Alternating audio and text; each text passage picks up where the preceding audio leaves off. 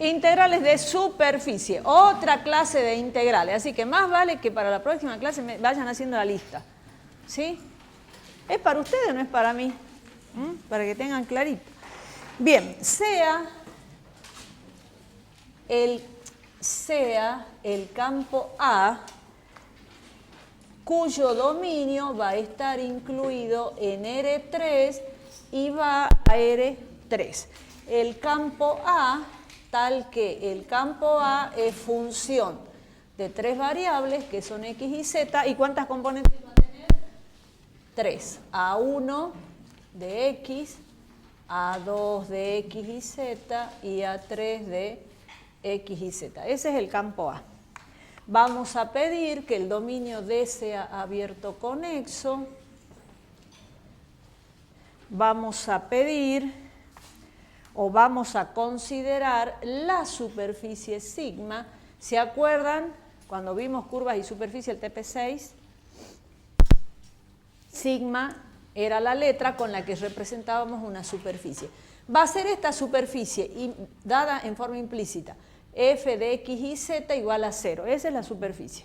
Ahora hay que repasar superficie. TP6. Vamos a pedir que esta función pertenezca a clase 1 en D. ¿Para qué vamos a pedir que pertenezca a clase 1? Para que tenga derivadas y tenga plano tangente.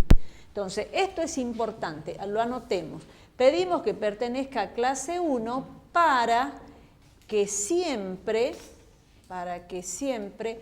tenga plano tangente. ¿Sí? O sea, que pertenezca a clase 1, ¿se acuerdan que pertenece a clase 1, posea derivadas primeras continuas? Pero hemos demostrado, dijimos que si la función pertenece a clase 1 en un punto del dominio, admite plano tangente en un punto de la imagen. ¿Se acuerdan? Es una demostración. Bien, vamos a pedir que el campo A esté definido sobre sigma, sobre la superficie sigma. Y acá lo que vamos a necesitar de la superficie es la normal. La normal. La normal la vamos a simbolizar con n, ¿sí? N vector, que vamos a calcular. Ustedes ya saben que la normal se la puede calcular como el gradiente de la función, ¿no? Eso ya lo vimos también, el gradiente de f, pero necesitamos que la normal sea unitaria. Entonces, ¿qué vamos a hacer? La vamos a dividir por su norma, ¿sí? Bueno, si ustedes observan, nosotros ya lo que estamos necesitando acá para desarrollar esto, ¿se acuerdan que antes siempre decíamos, esto lo vieron en álgebra, esto lo vieron en análisis 1, y ahora ¿qué hacemos? Esto lo vimos en el TP6, esto lo vimos en el TP4, ¿sí? Ahora ya estamos viendo de la materia nuestra. Bien, ahora sí aparece álgebra. La normal, ustedes saben que sus componentes son el coseno de alfa, coseno de beta, coseno de gamma, que lo vieron en álgebra. Estos se llamaban cosenos directores, ¿sí? Donde ¿quién era alfa, beta y gamma? Alfa, si se acuerdan, es el ángulo que forma la normal n, ¿con quién? Con el eje X. ¿Se acuerdan de álgebra eso? Beta es el ángulo que forma la normal con el eje Y. Y gamma es el ángulo que forma la normal con el eje Z. Lo escribimos para acordarnos. Bien. Hagamos un gráfico.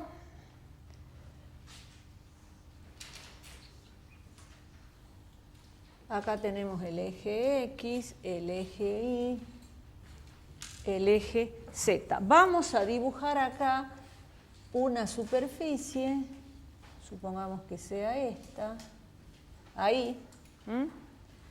Esa va a ser mi superficie sigma. Sí.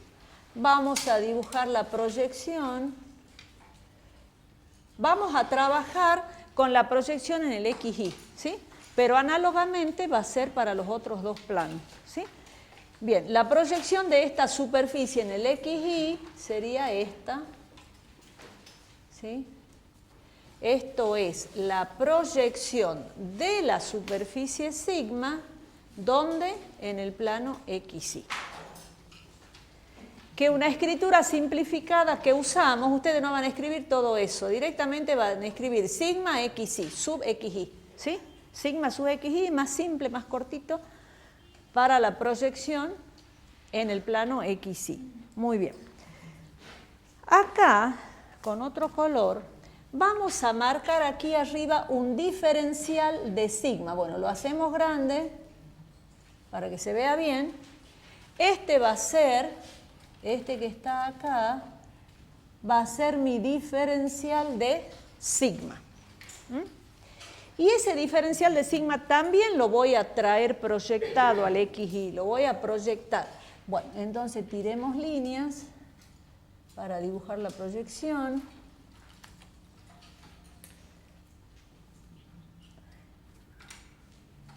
Bueno, ustedes las hacen con la regla para que quede prolijito.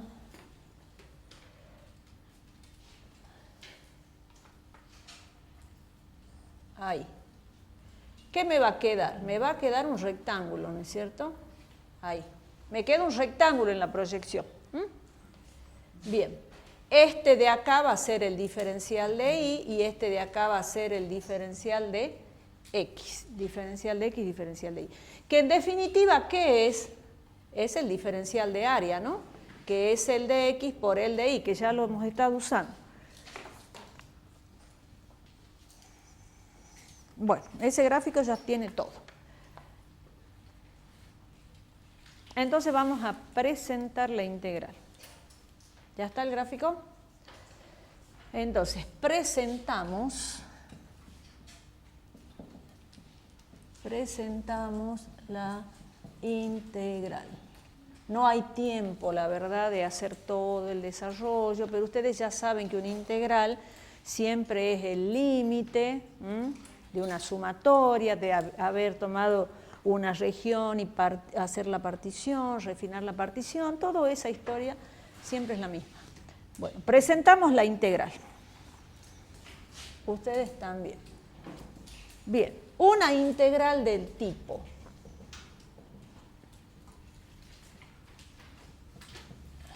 Una integral del tipo. Miren acá ahora un ratito. El símbolo va a ser como si fuera una integral doble, o sea, dos símbolos de integral. Pero no es una integral doble, ¿no?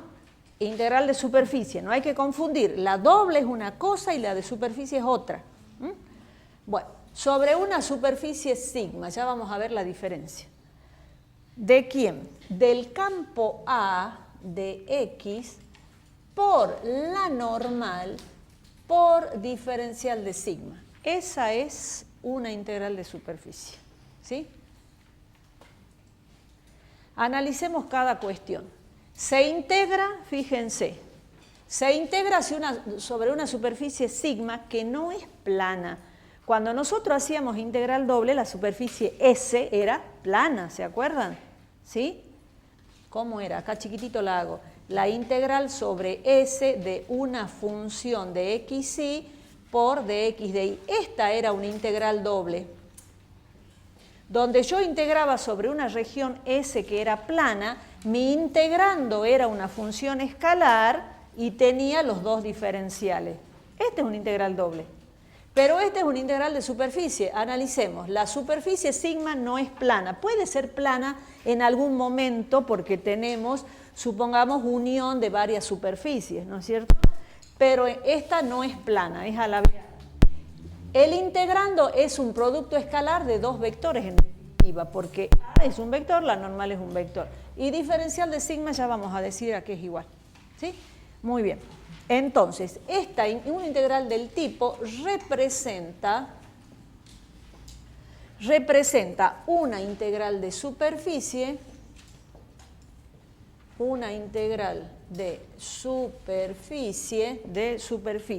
del campo A sobre la superficie, sobre sigma, ¿sí? Bien. Entonces ya tienen ahí para hacer la diferencia entre integral doble e integral de superficie. Bueno. Antes de mostrarles cómo se calcula, porque ustedes me dirán, y bueno, ¿cómo calculo esto? Antes de hacer ese cálculo, tenemos que ver una cuestión. ¿Cuál cuestión? ¿Cómo relacionamos este diferencial de sigma con este diferencial de área? Eso vamos a ver ahora.